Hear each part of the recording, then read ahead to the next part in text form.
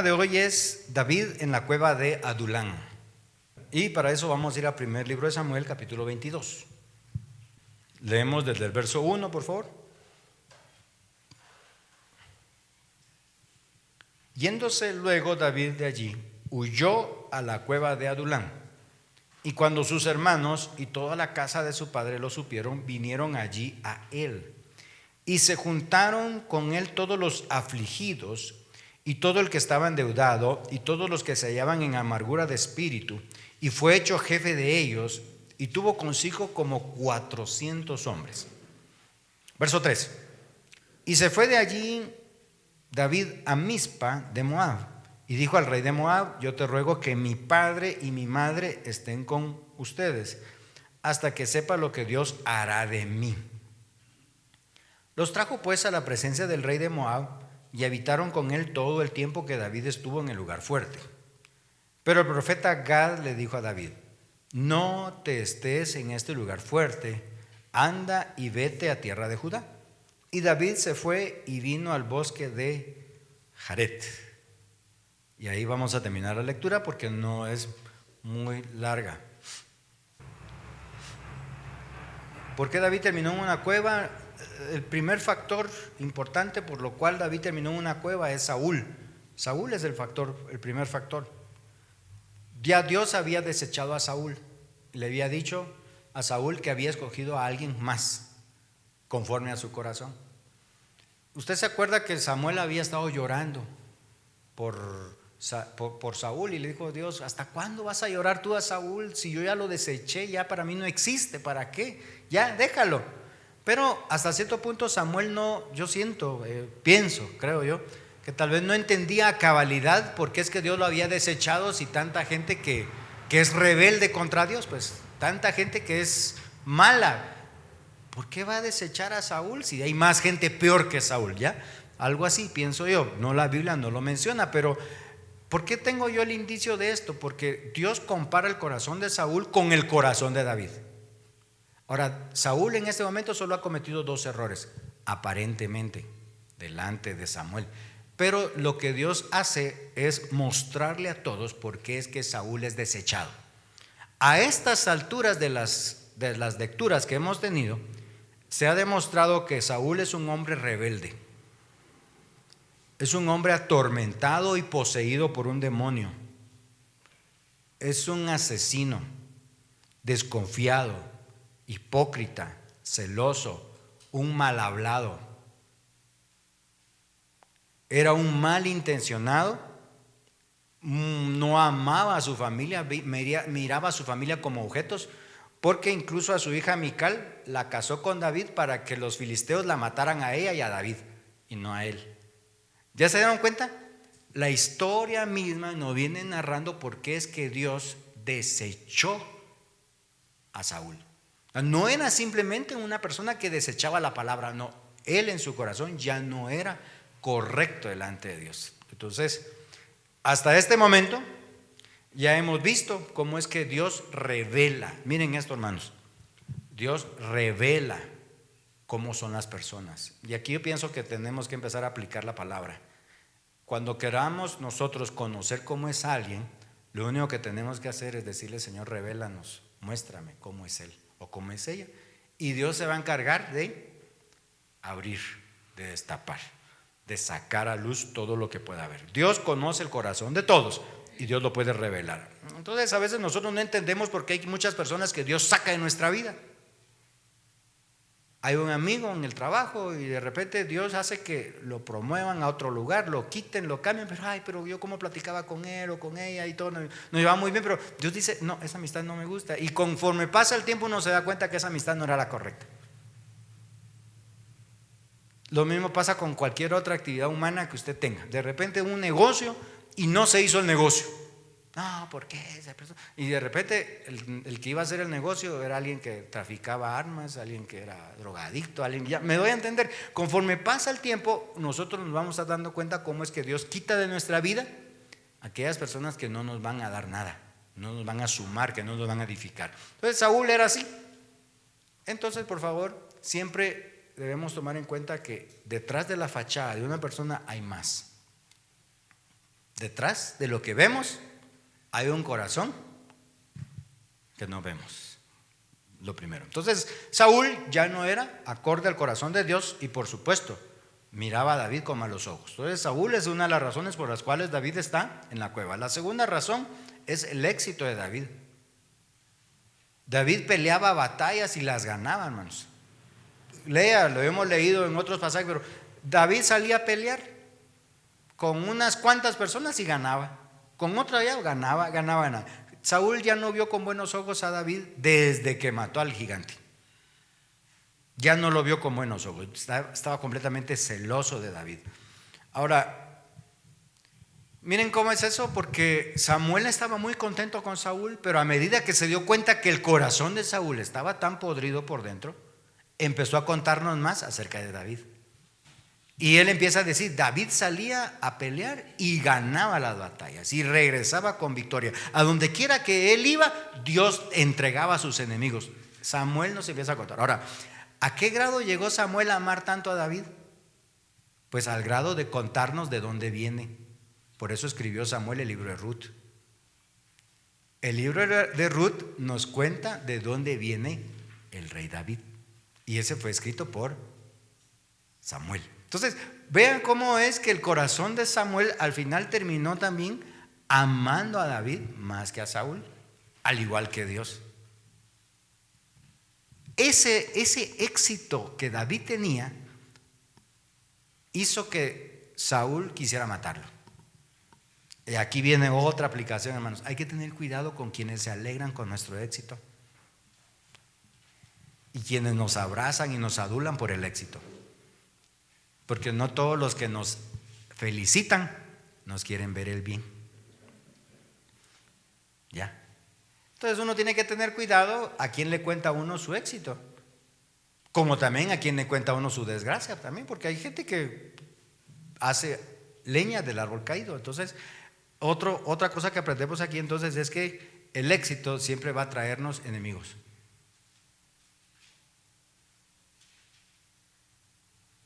El éxito siempre va a traer enemigos, eso.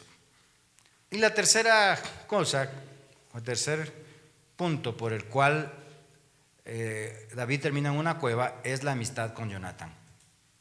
No hay hasta este momento un dato allí escrito en donde se diga que David ya había sido ungido y que Saúl ya lo sabía. O sea, Saúl no sabía, Saúl tenía sospechas.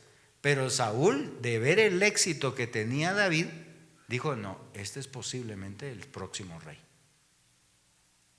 Lo intentó matar 2 veces y en la luna nueva, eso lo vimos ya, en la luna nueva hubo una fiesta y esa fiesta fue la que usó Jonatán para advertirle a David, vete de aquí, porque mi papá te quiere matar. La señal era que él iba a salir a practicar tiro al arco e iba a tirar flechas. Y si David tenía que salir huyendo, entonces Jonatán iba a agarrar las flechas y las iba a tirar lejos. Pero si no había ningún problema con David y su papá Saúl, todas las flechas las iba a tirar cerca. Esa era la señal. Se da la noche y Jonatán a propósito tira las flechas de lejos. Y esa es la señal para que David sepa que tiene que salir huyendo. La Biblia termina diciendo en unos capítulos anteriores que se abrazaron los dos, lloraron y David salió huyendo. Así es como David termina entonces dentro de esta cueva. Dentro de esta cueva. Estos 3 factores son los que hacen que David termine aquí, encerrado en una cueva. Bueno, ahora sí, ¿qué aprendemos de esta historia? ¿Qué aprendemos de esta historia? Número 1, por favor. ¿Qué representa la cueva de Adulán? Eso es lo que quiero que veamos primero. ¿Qué representa la cueva de Adulán? ¿Alguno de ustedes ha estado en alguna cueva? Los que han ido allá por Cobán, por allá hay muchas cuevas y todo. ¿Cuál es la característica de las cuevas? Son lugares oscuros, fríos, húmedos, con animales peligrosos, hay serpientes, hay arañas, ya les dio hambre, hay vampiros, murciélagos, hay de todo en esas cuevas, babosas y lombrices, lo que sea. Ahí encuentra uno de todo rico para poder hacer dieta. Bueno, si fuéramos chinos estaríamos felices en una cueva, entonces, que comen de todo. Aún con riesgo de que se puedan desplomar con un temblor, las cuevas representan protección. De hecho, los hombres como que hemos tenido esa tendencia a tratar de hacer cuevas, las hacemos de diferente manera, porque miren, esta casa es una cueva. Dese cuenta que así, las chozas que hacen en África son cuevas. El hombre siempre ha tratado de buscar un lugar para refugiarse del sol, del calor, del frío, de la lluvia, del agua. Entonces al final una cueva representa un lugar para estar fuera de peligro. Por eso es que David decide buscar una cueva, se va a esconder. Las cuevas en la Biblia siempre han servido para refugio, pero también para vivir. Las cuevas en la Biblia también se mencionan como lugares de culto. A veces la gente iba a los lugares altos a ofrecer sacrificios dentro de cuevas. Y también, por supuesto, las cuevas en la Biblia también se han usado para sepulturas. Hay gente que quedaba sepultada en lo alto de una montaña dentro de una cueva también. Ahora, David estuvo en 2 ocasiones en una cueva, por lo menos 2 son las que dice la Biblia. La primera es esta, la cueva de Adulam, y más adelante está en la cueva de Engadi. Esa es la siguiente. Pero vea esto, el gran matagigantes, el verdadero cazador de gigantes, el que cantaban las mujeres que había matado a 10,000, ahora dentro de una cueva escondido. ¿Ven el contraste ahí? Ahora estaba huyendo de Saúl porque Saúl lo iba a matar. Saúl estaba por él ahí. Bueno, entonces ese es el texto en sí. Ya les expliqué que es una cueva, pero apliquemos un poco esto a nuestra vida. ¿Qué representa la cueva de Adulam? Las cuevas son un símbolo de un tiempo de espera. Yo creo que esto es lo que tienen que llevarse hoy de este lugar. Las cuevas son un tiempo de espera. Un tiempo de espera. A David lo ungieron como rey, pero no fue rey al día siguiente. De hecho, cuando uno hace cuentas, el reinado de Saúl duró como unos 42 años. La Biblia nos narra eventos y uno piensa que bueno, rápido. No, pero dése cuenta cómo creció Mical, cómo creció Merab, cómo creció Jonatán. Cuando inició Saúl siendo rey, la Biblia no menciona a ninguno de sus hijos. Y ahora tenemos a Jonatán haciendo amistad con David. Jonatán ya no estaba pequeño, ya estaba grande. Entonces estamos hablando de más o menos unos 42 años aproximadamente de reinado. Entonces lo ungieron, pero no fue rey de una vez. Ahora, en ese proceso, en ese trayecto, hay un tiempo de espera que se llama cueva de Adulam. Bueno, también las cuevas representan quebrantamiento. Y representan, y esto como me gustó cuando lo estaba leyendo y estudiando, las cuevas representan un momento para pensar. Un momento para pensar. Entonces la cueva no es solamente un escondite, es un tiempo de espera. Es un momento para quebrantarse y un momento para pensar en lo que hay que hacer. Eso es lo que tienen que hacer aquí. Voy a darles un texto, por favor, 1 Reyes 19. Ustedes lo apuntan allí en su cuadernito, 1 Reyes 19, y ustedes lo leen en su casa despacio. El profeta Elías aquí está huyendo de una mujer. David estaba huyendo de Saúl. En 1 Reyes 19, el profeta Elías, que había matado a 400 profetas de Baal, está huyendo de una mujer llamada Jezabel, esposa del rey Acab. Y terminan caminando desde Israel hasta el monte Oreb, un montón de kilómetros, hermanos, está lejísimo eso, para irse a meter a una cueva en el monte de Oreb. Ahí en el monte de Dios, dice la Biblia, en el monte Oreb, se tiró a dormir. Estaba tan cansado del viaje que se tiró a dormir.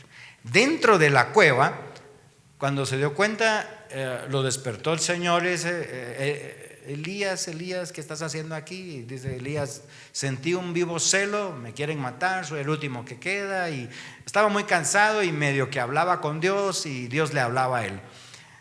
Se vuelve a dormir, después lo deja Dios descansar en la cueva, pero después lo vuelve a despertar. Elías, Elías, ¿qué estás haciendo aquí? Y cuando se despierta, dice la Biblia que había un pay de higos encima de fuego. O sea, Dios vino y en la cueva le puso fuego a Elías. Imagínense el frío que tenía en la cueva. Y Dios le hizo fuego a Elías. Y le hizo también un pay de higo. ¿Cómo cocinará Dios un pay de higo? Miren, esto es tremendo. Dios entendiendo siempre al humano. Dios entendiendo siempre al humano, porque en este momento los niveles de dopamina y serotonina, que son los neurotransmisores de placer y de tranquilidad, en el pobre Elías estaban en el suelo. Entonces, cuando Dios le da un carbohidrato, lo que está haciendo es decirle: levanta el ánimo. ¿Quién no se siente re bien después de comer azúcar? Y si es mucha, se siente pero re bien. Eso es para que le baje el azúcar. Entonces Dios le pone calorcito, le da un pay. Dice la Biblia que es una torta de higos, un pay de higos. Es lo que le cocinó Dios a Elías. Y ya después de que dice la Biblia que Elías comió, tomó agüita, se calentó, siguió durmiendo y al ratito Dios lo volvió a despertar. Yo no sé cuántas horas, pueden ser unas 16, 18, 24 horas. Yo no sé cuánto tiempo Dios lo dejó dormir ahí en la cueva, pero dejó que se despertara, que se despejara. Miren cómo es Dios, el cuidado que tiene. Lo protegió, lo cuidó, le dio de comer a Elías. Y después, bueno, Elías, ahora sí, platiquemos. ¿Qué estás haciendo aquí?, le dijo. Señor, han matado a todos tus profetas, solo yo quedo. Y si me quedaba allá, me mataban a mí también. Por eso salí huyendo. Me vine para acá a esconderme. Le dice Dios: no, Elías, regrésate. Tienes que ungirme a 2 reyes más y tienes que dejar ungido a Eliseo como tu sucesor. O sea, tú ya te vas a ir conmigo. Entonces, en la cueva, si se da cuenta, en la cueva Dios le dio a Elías consuelo, comida, calor, y le recordó su misión. Le recordó su misión. Miren por eso le digo, las cuevas son un lugar en donde la gente descansa en Dios y en donde Dios provee consuelo, comida, calor, pero sobre todo le recuerda a uno para qué está vivo. Le recuerda a uno su misión.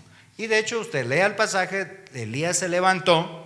Yo le hice aquí una paráfrasis, usted se va a dar cuenta que hay muchos detalles que yo no le estoy contando, porque el pasaje que estoy hablando no es de Elías, es de David. Solo quería dar que ustedes hagan un clic en lo que sucede dentro de las cuevas. Todos nosotros pasamos por cuevas en nuestras vidas. Todos. Dios nos hace pasar por procesos de calma para entrenarnos espiritualmente. En esos procesos de calma nosotros aprendemos a escuchar la voz de Dios y a reconocer nuestro propósito. Estamos a veces tan acostumbrados y todos tenemos una vida tan agitada y de repente Dios dice: no, esta vida no me gusta, cálmate, tranquilízate, recordá para qué estás aquí. Nos empieza a explicar nuestro propósito. De hecho, este discipulado que hicimos, esta reunión que hicimos, veníamos de estar sirviendo con fuerza, con bastante poder, y uno empieza a lamentar todo lo que ya no va a hacer. Bueno, pero Dios nos trae a esta cueva. Esta es una cueva de Adulán.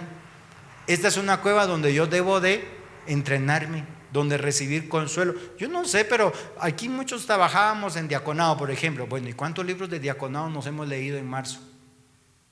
Ya va a terminar abril, ¿y cuántos libros nos hemos leído en abril de diaconado? Algunos trabajábamos con adolescentes, bueno, ¿y cuántos libros de adolescentes hemos leído en estos días? Dios nos trajo aquí, pero este no es un tiempo para decir: bueno, ya nos quitaron de encima el chance, vamos a hacerlo. No, este es un tiempo para crecer. No es el tiempo donde yo ya no voy a hacer nada, no, viene el tiempo donde hay que hacer. Pero si uno empieza a prepararse hasta que tiene el trabajo encima, ya no, muy tarde, demasiado tarde. ¿Por qué los estoy pasando aquí a que oren? ¿Por qué estamos dejando que Víctor nos dirija, que las hermanas canten? ¿Por qué es necesario toda esta preparación? Porque si vamos a preparar gente a que ore, a que cante, a que busque, los estoy pasando aquí a que prediquen, a que enseñen, a un grupo pequeñito, porque después cuando seamos un grupo mucho más grande, ¿qué tiempo va a dar de poder capacitar, de poder enseñar? No, cuando ya estamos sobre el trabajo, ya no hay tiempo de pensar. ¿Qué les parecería a ustedes que yo como médico les dijera, hermanos, les voy a operar de la vesícula?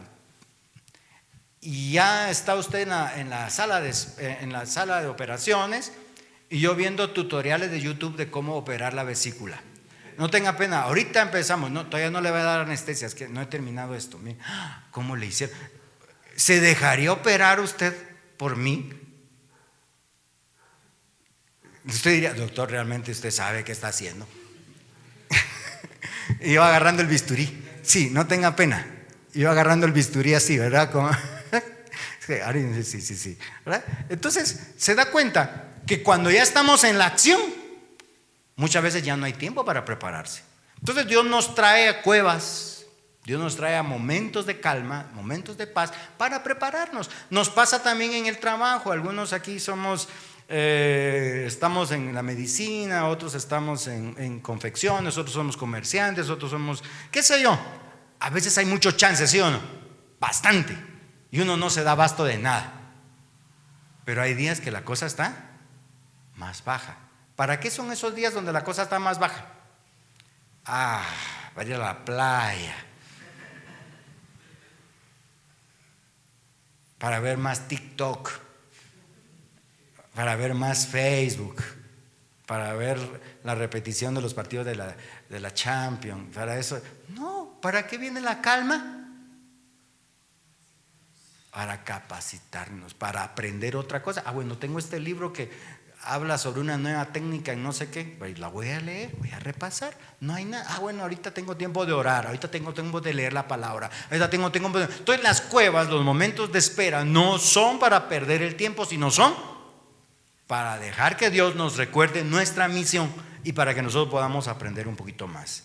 Dios entonces en las cuevas nos va a proveer consuelo, comida, calor de familia, calor espiritual y sobre todo nos va a hacer recordar hacia dónde vamos. Hacia dónde vamos. Ahorita usted está calmadito, tal vez aquí en el ministerio no hay muchas cosas que hacer, pero no es para que diga, bueno, como no hay nada que hacer, ahora sí, no hago nada. No, es el momento de preparación. Es el momento de corregir incluso aquellas cosas que no se han corregido dentro de la casa, como matrimonio, como familia, las cosas que no hemos corregido en nuestro trabajo y todo. Los tiempos de calma son para reorganizarnos, para volver a aprender. Número 2, por favor. ¿Cómo es que entramos nosotros en cuevas? ¿Se da cuenta entonces que todos pasamos por tiempos de cuevas? Todos entramos a cuevas. Pero ¿cómo es que entramos a estas cuevas? No hay un versículo allí en el que leímos en donde dice la escritura que Dios metió a David en una cueva. ¿Quién se metió en una cueva? Fue el propio David. En el ejemplo que les di de Elías, ¿quién se metió en una cueva? ¿Dios lo metió en una cueva? ¿O fue el propio Elías? Elías. Entonces al final cada uno de nosotros se mete en las cuevas de una manera inconsciente o una manera consciente. David andaba buscando protección, que no me encuentre Saúl. ¿Qué andaba buscando Elías? Lo mismo, protección. No quería que Jezabel lo agarrara, lo matara. Andaban buscando protección. Pero aunque nosotros mismos entramos en cuevas, Dios usa las cuevas para hacer que nosotros nos readecuemos a la realidad que estamos viviendo. ¿Sabe? Los momentos de calma son los momentos en los que uno puede pensar quién es, en primer lugar. Y en segundo lugar, ¿para qué está aquí? En los momentos, yo siempre he dispuesto que en los momentos eufóricos, en los momentos más alegres de la vida, uno nunca debe tomar decisiones. Mucho menos en los momentos más tristones. Uno nunca debe tomar decisiones en los momentos donde uno está bien triste, bajado, porque esas decisiones, tanto en lo eufórico como en lo bajado, son decisiones basadas en emociones, en sentimientos. Pero en los momentos de calma, en los momentos donde estamos en paz, donde estamos en una cueva, es el mejor lugar para que uno pueda tomar las mejores decisiones. Las mejores decisiones. Una cueva es un momento para desconectarnos del mundo que nos rodea. Aquello con lo que estamos molestos o con lo que estamos alegres. En ocasiones decidimos meternos en una cueva porque necesitamos pensar. Pero no es el plan de Dios que uno permanezca en una cueva para toda la vida. A Davidcito, cuando le llegó el gentío, 400 personas, dice la Biblia que salió de ahí y se fue a Moab. Pero estando en Moab, el profeta Gad le dijo: no, aquí no es tu lugar, regrésate a Judá. Allá es donde tienes que estar. Y dice la Biblia que agarró a su gente y se fue para la tierra de Judá, donde él vivía, era su tierra. Entonces vean, Dios espera que nosotros estemos en las cuevas, y en las cuevas Dios nos capacita y nos ayuda, pero la cueva no es para vivir todo el tiempo.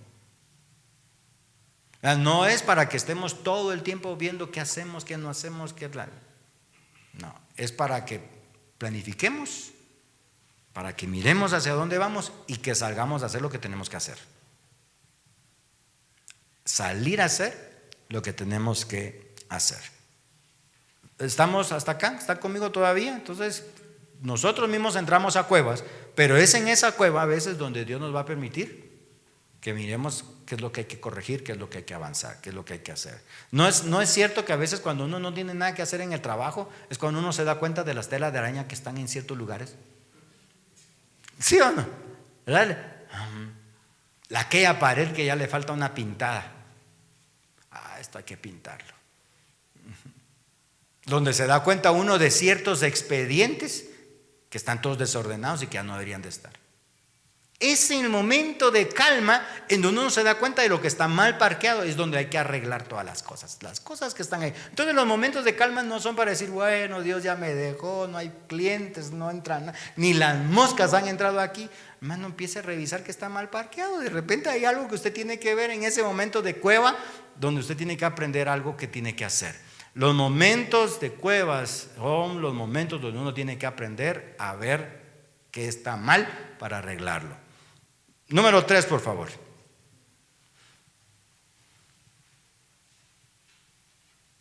En la cueva, Dios nos capacita para poder capacitar a otros.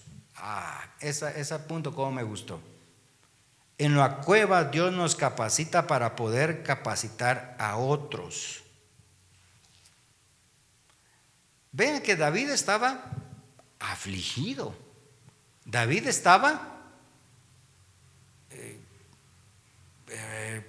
no solo triste, ansioso, esa es la palabra correcta. Estaba afligido, estaba ansioso. Imagínense que alguien le diga a uno: mire, mañana lo voy a matar, o mire, dentro de un ratito llego a su casa a cobrarle lo de la extorsión. Ya controlamos quién es su mamá, quién es su papá, quién es su familia, quiénes son sus hijos, ya sabemos a qué hora entra, a qué hora sale. Se da cuenta que rápido nosotros nos ponemos en alerta, en ansiedad.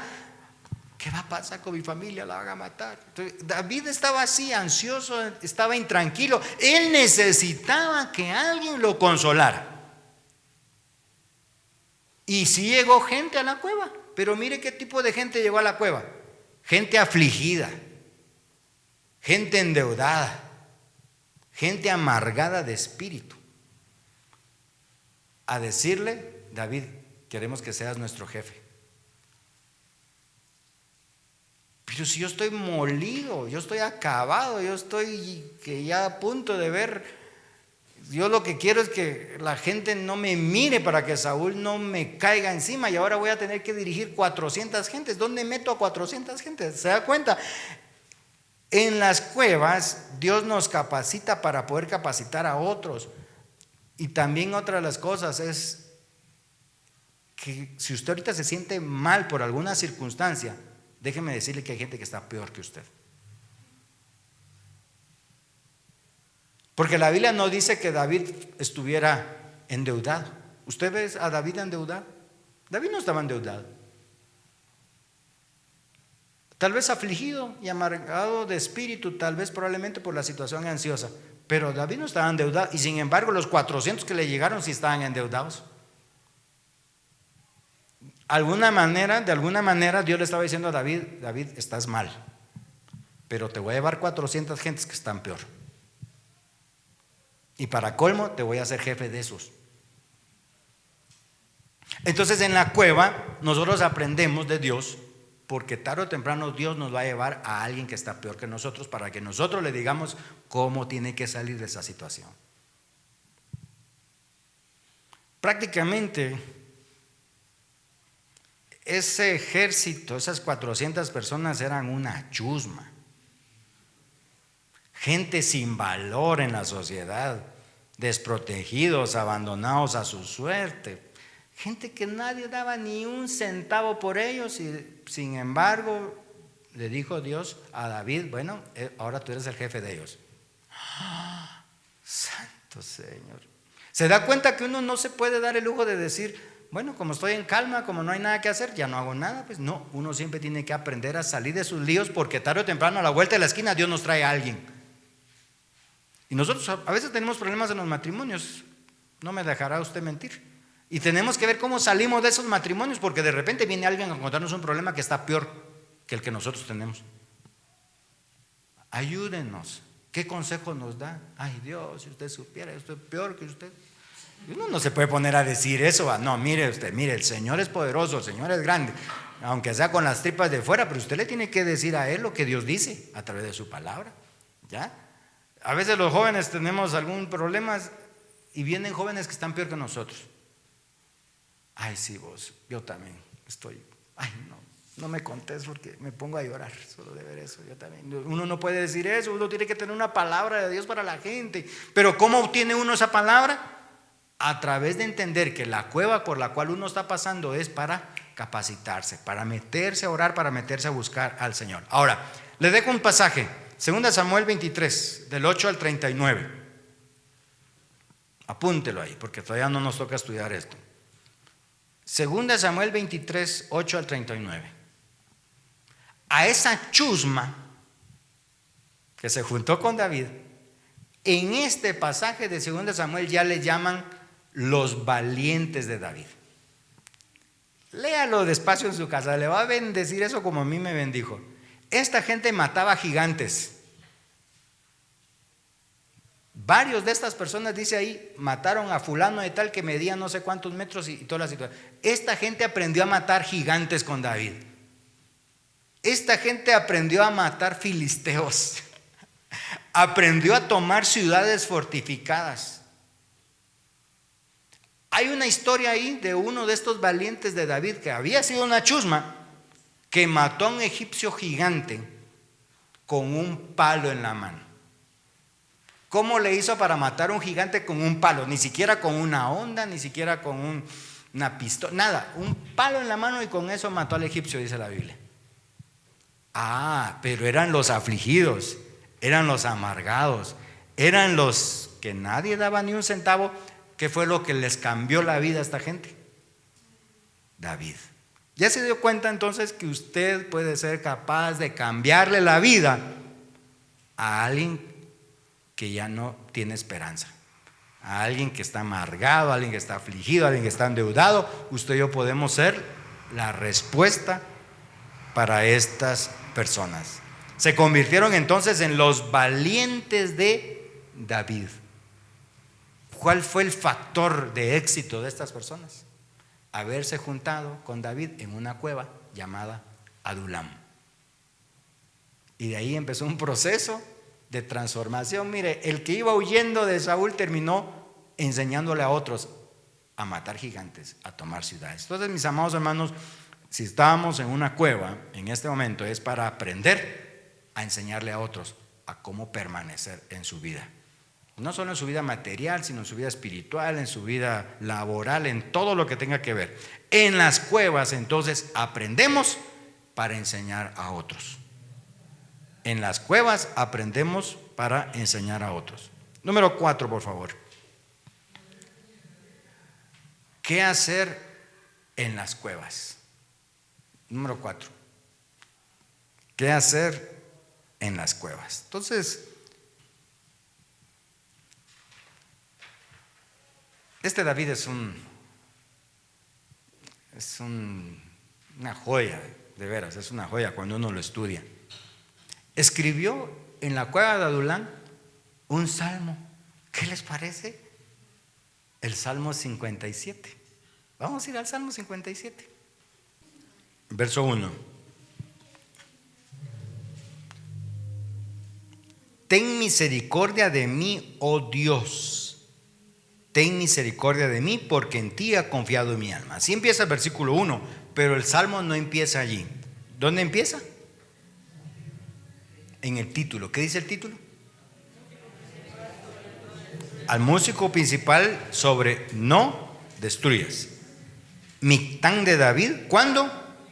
Huyó de delante de Saúl a la cueva. ¿De qué cueva está hablando?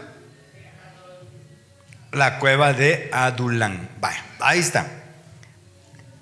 Ten misericordia de mí, oh Dios, ten misericordia de mí, porque en ti ha confiado mi alma, y en la sombra de tus alas me ampararé hasta que pasen los quebrantos.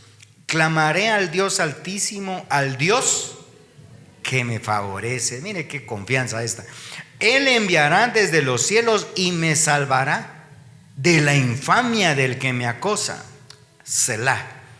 Dios enviará su misericordia y su verdad. Mi vida está entre leones. Estoy echado entre hijos de hombres que vomitan llamas. Sus dientes son lanzas y saetas, y su lengua espada aguda. Exaltado sea sobre los cielos, oh Dios, sobre toda la tierra sea tu gloria. Ahí vamos a dejar la lectura por un momento. ¿Qué es lo primero que tenemos que hacer cuando estamos en momentos de paz, de quietud, de reposo como este? Orar, adorar al Señor. Eso fue lo que hizo David. Se puso a orar y adorar. Orar y adorar. Salmo 57.